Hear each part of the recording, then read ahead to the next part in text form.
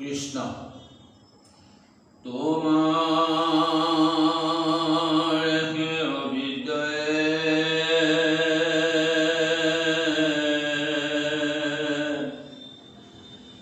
আমাকে মোহিলে হরি না জানো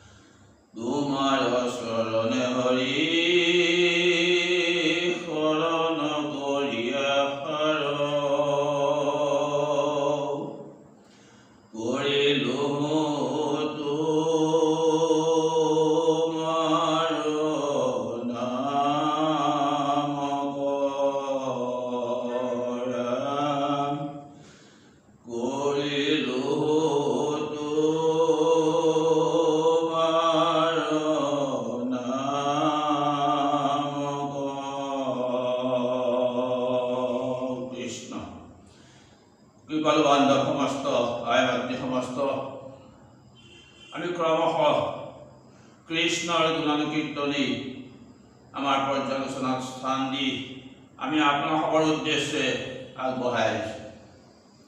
আপোনালোকৰ শ্ৰী চৰণত আমাৰ এটি প্ৰাৰ্থনা, আমাৰ এই চেনেলটো যাতে আপোনালোকে ছাবস্ক্ৰাইব কৰে, লাইক কৰে আৰু শ্বেয়াৰ কৰে।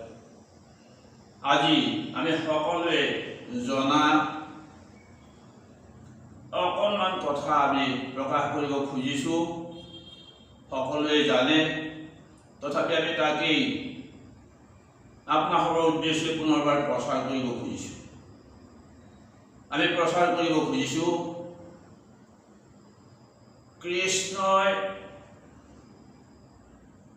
কৃষ্ণৰ যি ভাতৃ আছিল বলৰামক বাদ দি যি ছজন জ্যেষ্ঠ ভাতৃ, তেওঁলোকনো কিয় কংসৰ হাতত মৃত্যু হ'ব লগা হ'ল? কৃষ্ণৰ ভাতৃসকলেনো মুক্তি কেতিয়া পাব? আমি এই বিষয়ে অকণমান পৰ্যালোচনা কৰিব খুজিছোঁ।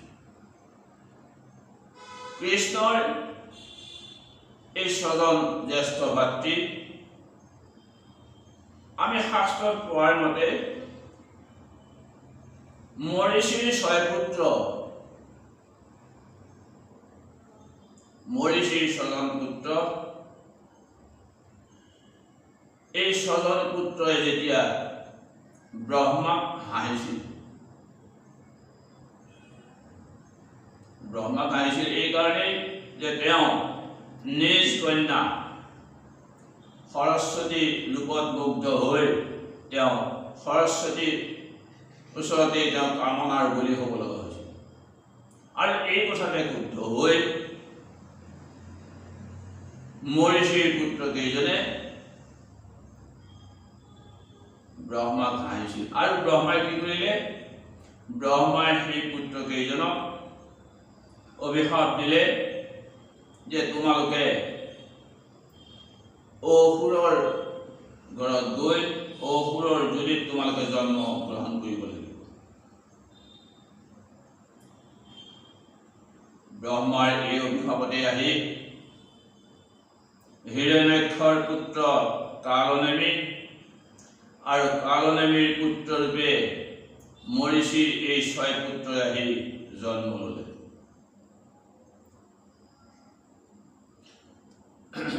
এই মৰীচিৰ ছয় পুত্ৰ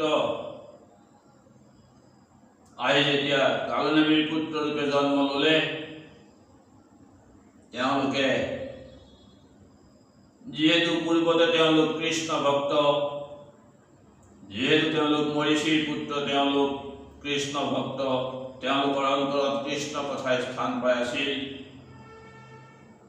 সেই হিৰণ্যাক্ষ যদিও অসুৰ, হিৰণ্যাক্ষৰ পুত্ৰ সেই কালনেমী অসুৰ, আৰু কালনেমীৰ পুত্ৰৰূপে যিহেতু এওঁলোকে জন্মগ্ৰহণ কৰিছে, এওঁলোকেও পূৰ্বৰ সংস্কাৰ, এই পূৰ্বৰ সংস্কাৰ মতে তেওঁলোকে কৃষ্ণৰ কথা অনবৰতেই কীৰ্তন কৰিবলৈ ধৰিলে। যি সময়ত হিৰণ্যাক্ষ বৰাহ ভগৱন্তৰ হাতত তেওঁ নিধন হৈছিল আৰু কালনেমীয়েও মৃত্যুবৰণ কৰিবলগীয়া হৈছিল, দেৱতা সমস্তৰ লগত যেতিয়া তেওঁ যুদ্ধ কৰিছিল, কৃষ্ণৰ হাততে কৃষ্ণৰ চক্ৰৰ দ্বাৰাই তেওঁ নিহত হ'ব লগা হৈছিল।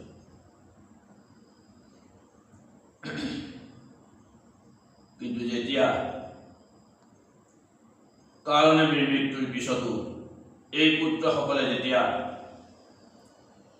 কৃষ্ণৰ কথাকেই তেওঁলোকে গুণানুকীৰ্তন কৰিবলৈ লাগিল, কৃষ্ণৰ একান্ত বৈৰী হিৰণ্যকশিপু, সেই হিৰণ্যকশিপুৱে কি কৰিলে যে তোমালোকে তোমালোকৰ পিতৃবৈৰী পিতৃদ্ৰোহী কাম কৰিছা। যিহেতু সেই কৃষ্ণৰ কথা, সেই কৃষ্ণ যিহেতু আমাৰ দ্ৰোহী, সেই কৃষ্ণৰ কথাকেই তোমালোকে আলাপ আলোচনা কৰি আছা, গতিকে তোমালোকৰ মৃত্যু হ'ব লাগিব তোমাৰ পিতৃৰ হাততে, তোমালোকৰ পিতৃৰ হাততে। মৰীচিৰ সেই 6 পুত্ৰ আছিল স্মৰ, পৰিসংগ, উদ্গীত, পতংগ, ক্ষুদ্ৰভোগ আৰু ঘৃণী। এই 6 পুত্ৰই আহি কালনেমীৰ পুত্ৰৰূপে জন্ম ল'লে আৰু কালনেমী যেতিয়া কৃষ্ণৰ হাততেই মৃত্যু হৈছিল, তেতিয়া হিৰণ্যকশিপুৱে তেওঁলোকক অভিশাপ দিছিল যে তোমালোক পিতৃৰ হাততেই তোমালোকৰ মৃত্যু হ'ব। আৰু ব্ৰহ্মাই যেতিয়া সেই 6জন পুত্ৰক, মৰীচিৰ 6জন পুত্ৰক অভিশাপ দিছিল যে তোমালোকে অসুৰৰ যোনিত জন্ম ল'ব লাগিব, আৰু তেতিয়া সেই 6 পুত্ৰই ব্ৰহ্মাক খাটনি ধৰিছিল যে আমাৰ মুক্তি কেতিয়া হ'ব। বোলে মুক্তি তোমালোকৰ হ'ব যেতিয়া দ্বাপৰত আহি কৃষ্ণই অৱতাৰ গ্ৰহণ কৰিব, তোমালোকে যেতিয়া কৃষ্ণৰ উচিষ্ট ভোজন কৰিবা তেতিয়াই তোমালোকৰ মুক্তি হ'ব। এই অভিশাপ লৈ এই মৰীচিৰ 6জন পুত্ৰই আহি কালনেমীৰ পুত্ৰৰূপে জন্ম ল'লে, আৰু কালনেমীৰ পুত্ৰৰূপে জন্ম লোৱাৰ পাছত হিৰণ্যকশিপু যেতিয়া অভিশাপ পালে যে তোমালোক পিতৃৰ হাতত তোমালোকৰ প্ৰাণ যাব লাগিব, এই অভিশাপ লৈ তেওঁলোক অত্যন্ত দুখিত হ'ল। আৰু হিৰণ্যকশিপুৱে কৈছিল, যেতিয়া হিৰণ্যকশিপুৰ ওচৰত তেওঁলোকে এই মুক্তিৰ কথা বিচাৰিছিল, হিৰণ্যকশিপুৱে তেওঁলোকক দ্বাপৰ যুগত কৃষ্ণৰ অৱতাৰত তেওঁলোকৰ মুক্তি হ'ব বুলি প্ৰকাশ কৰিছিল। ঠিক দ্বাপৰ যুগত যেতিয়া কৃষ্ণ কংসৰ কাৰাগাৰত কৃষ্ণৰ জন্ম হ'ব, দৈৱকী আৰু বসুদেৱৰ পুত্ৰৰূপে কৃষ্ণৰ অৱতাৰ গ্ৰহণ কৰিব, আৰু দৈৱকীৰ ককায়েক, দৈৱকীৰ জ্যেষ্ঠ ভাতৃ কংস দৈৱকীৰ বিবাহত দৈৱকীক আগবঢ়াই দিবৰ কাৰণে আহি আকাশীবাণী শ্ৰৱণ কৰাৰ পিছতেই দৈৱকী বসুদেৱক বন্দী কৰি ৰাখিছিল কাৰাগাৰত। আৰু কাৰাগাৰত যেতিয়া এটি গৈ এই 6টি পুত্ৰ জন্ম হ'ল, এই 6টি পুত্ৰ কংসৰ হাতত মৃত্যু হ'ব লগা হ'ল। ইয়াৰ কাৰণ সেইটোৱেই, যিহেতু হিৰণ্যকশিপুৱে কৈছিল যে তোমালোকৰ মৃত্যু হ'ব লাগিব তোমালোকৰ পিতৃৰ হাতত, আৰু সেয়েহে কৃষ্ণৰ হাতত কালনেমীয়ে যেতিয়া মৃত্যুবৰণ কৰিব লগা হৈছিল, আৰু সেই কালনেমী অসুৰেই কালক্ৰমত আহি জন্ম লৈছিল কংসৰ, আৰু সেয়েহে কংসৰ হাতত কৃষ্ণৰ জ্যেষ্ঠ ভাতৃ 6জনে তেওঁলোকে প্ৰাণ হেৰুৱাব লগা হৈছিল। কৃষ্ণৰ 6জন ভাতৃ কোন আছিল? কীৰ্তিমন্ত, সুসেন, ভদ্ৰসেন, ঋজু, সংবৰ্ধন আৰু ভদ্ৰ। এই 6জন আছিল কৃষ্ণৰ জ্যেষ্ঠ ভাতৃ। এয়া হিৰণ্যকশিপুৰ অভিশাপৰ ফলতেই তেওঁলোক কংসৰ হাতত মৃত্যুবৰণ কৰিব লগা হ'ল, উপজিয়ে তেওঁলোক কংসৰ হাততেই মৃত্যুবৰণ কৰিব লগা হ'ল। এয়া হ'ল কংসৰ অভিশাপ। যিহেতু কালনেমীয়ে আহি কংসৰূপে তেওঁ জন্ম ল'লে, গতিকে পিতৃৰ হাতত মৃত্যুবৰণ কৰিবলগীয়া সেই অভিশাপ ফলিয়ালে।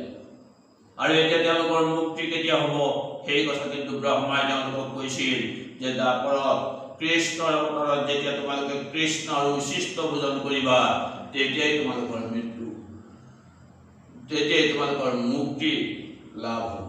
এতিয়া কৃষ্ণ আৰু উচিষ্ট ভোজন কৰিব কেনেকৈ? যি সময়ত কৃষ্ণই সন্দীপনী গুৰুৰ ওচৰত তেওঁ শিক্ষা লৈছিল আৰু সন্দীপনী গুৰুক তেওঁৰ গুৰু দক্ষিণা হিচাপে কি কৰিছিল? গুৰুৰ সেই মৃত পুত্ৰক আনি গুৰুৰ ওচৰত তেওঁ দিছিল। এতিয়া তেওঁৰ মাতৃ দৈৱকীয়েও কৃষ্ণৰ ওচৰত সাকনি ধৰিছে যে তুমি যিহেতু তোমাৰ গুৰু পুত্ৰ আনি গুৰুক দক্ষিণা দিছিলা, তুমিতো তোমাৰ জ্যেষ্ঠ স্বজন ভাতৃক তুমি আনি দিব পাৰা, তুমি পাৰিবানে? তুমিতো সেই কাম কৰিব নোৱাৰা নহয়।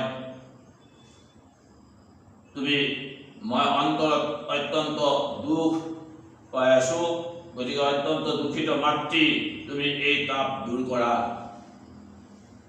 আৰু মাতৃৰ অনুৰোধ শুনি কৃষ্ণ গৈ সেই সুতলপুৰত বলিৰ ৰাজসভাত উপস্থিত হ'ল।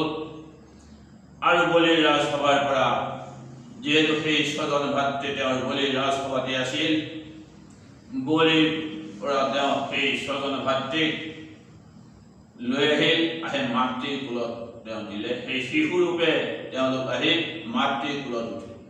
যিহেতু দৈৱকীৰ স্তন প্ৰথমেই কৃষ্ণই পান কৰিছিল, গতিকে ইয়াৰ পিছত তেওঁৰ ভাতৃ স্বজনে, জ্যেষ্ঠ ভাতৃ স্বজনে যিহেতু সেই দুগ্ধ পান কৰিছিল, সেই স্তন পান কৰিছিল, গতিকে তেওঁলোকৰ কৃষ্ণৰ উচিষ্ট ভোজন কৰা হ'ল। গতিকে ব্ৰহ্মাৰ শাপ ফলিয়ালে আৰু ব্ৰহ্মাৰ কথা মতেই এতিয়া তেওঁলোকে কৃষ্ণৰ উচিষ্ট ভোজন কৰি তেওঁলোকৰ মুক্তি সাধন হ'ল। প্ৰভুসকল, সকলোৱে জনা কথা, আৰু আমি তাকে আজি আপোনাসৱৰ উদ্দেশ্য পুনৰবাৰ প্ৰকাশ কৰিছোঁ। আপোনাসৱৰ দাস বুলি ভাবি আমাক কৃপা কৰিব। আমাৰ প্ৰতি আপোনাসৱৰ আশীৰ্বাদ সদায় ৰাখিব। আপোনাসৱৰ শ্ৰীচৰণত আমি শতবাৰ প্ৰণাম জনাই আজিৰ আমাৰ এই পৰ্যালোচনা ইমানতেই সামৰণি মাৰিছোঁ। কৃষ্ণ হৰি ৰাম কৃষ্ণ।